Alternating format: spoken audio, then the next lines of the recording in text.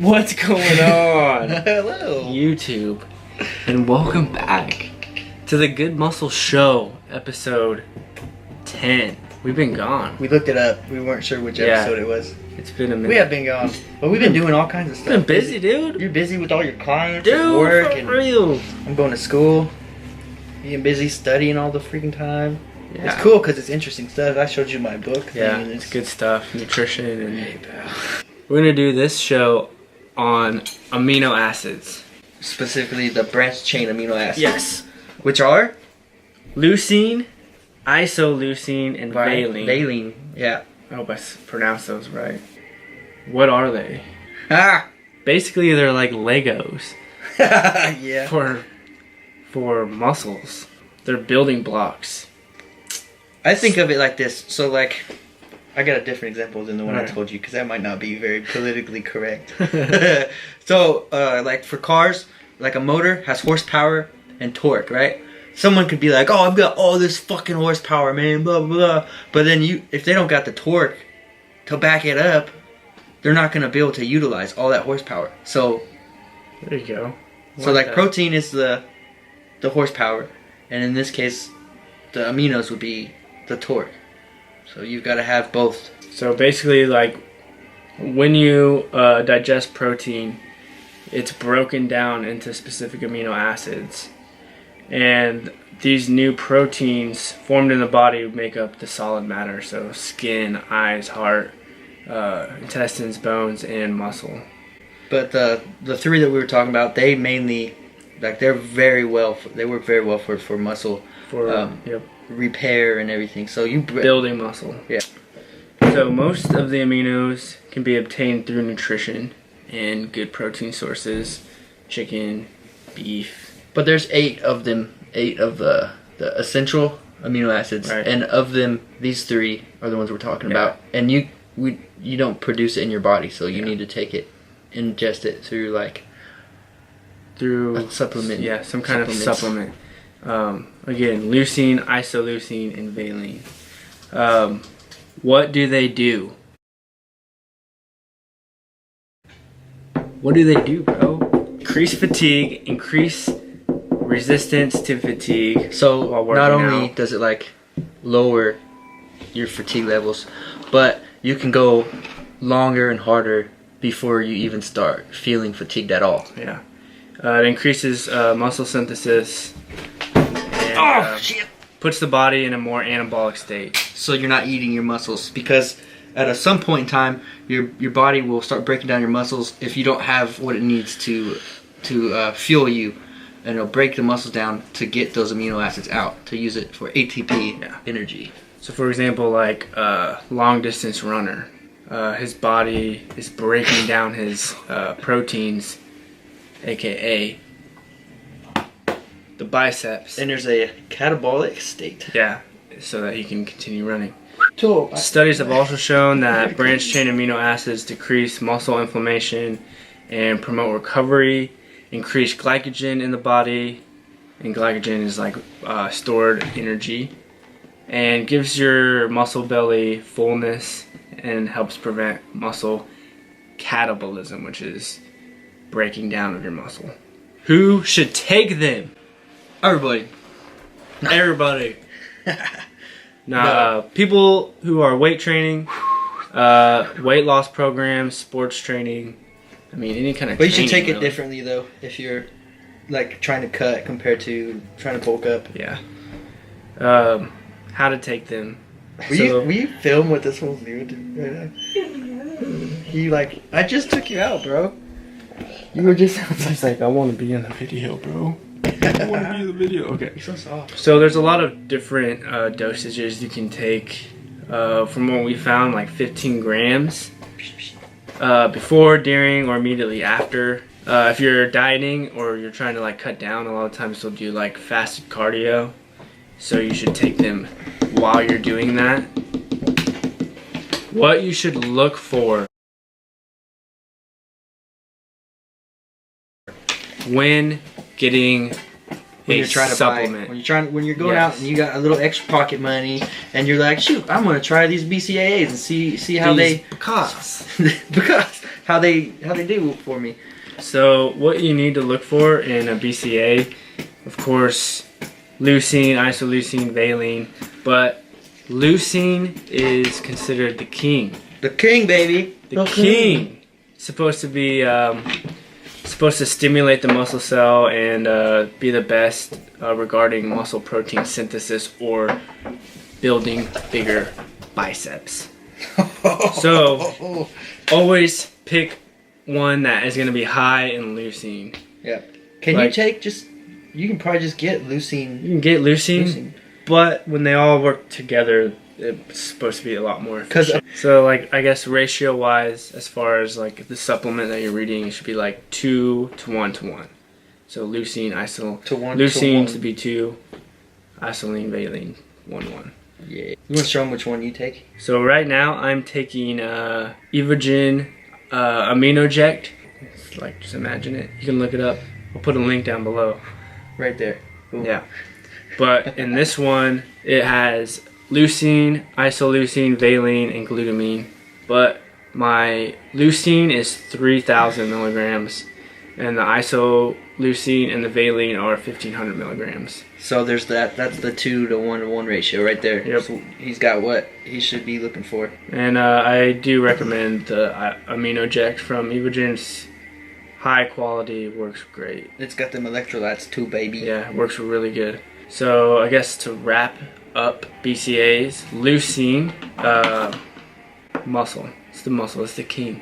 And if you're one of those people that just doesn't want to like take in like a powdered form of something or whatever, you'd rather incorporate into your diet through actual foods. There are some foods that are sort of high in leucine. Pumpkin seeds, Parmesan cheese, soybeans, beef, and chicken. Chicken, baby. So Chicken! If you're balling on a budget, eat chicken. higher quantities The of that. chicken has like 85 grams. Milligrams. Yeah, milligrams, my bad. And beef has over 100, but... Be careful. Yeah, I like chicken over beef. I feel much better since I've cut out red meat out of my diet. He kept on bugging me about foods and stuff that are are bad for inflammation. I had a burger yesterday, but I sometimes do like that I've chili. I've got freaking beef in there, but most of it's beans. It's like 2 pounds of beef, but it's like 6 pounds of beans and shit. It's like it's pretty good. Yeah. But I cut out actually milk and beef out of my diet, and I feel a lot better. And I've eaten a lot more chicken to make up for that. That's it in a nutshell. Personally, I take aminos every time I work out. I take them. So if I take a pre-workout, I'll take my pre-workout. But then I mix.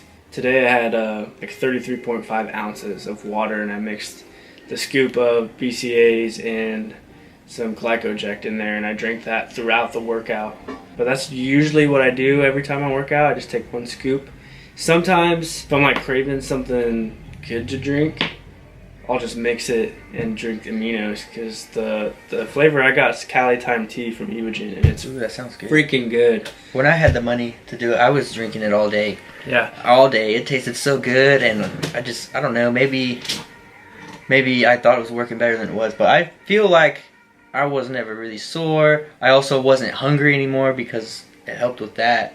It really did, because it keeps you out of that catabolic state. So like for me personally, I have very high metabolism, and I'm like always hungry, and I have like no fat, like very little fat on me. So I feel like it's trying to break down my body's breaking down my muscles to get that energy to keep me going throughout the day.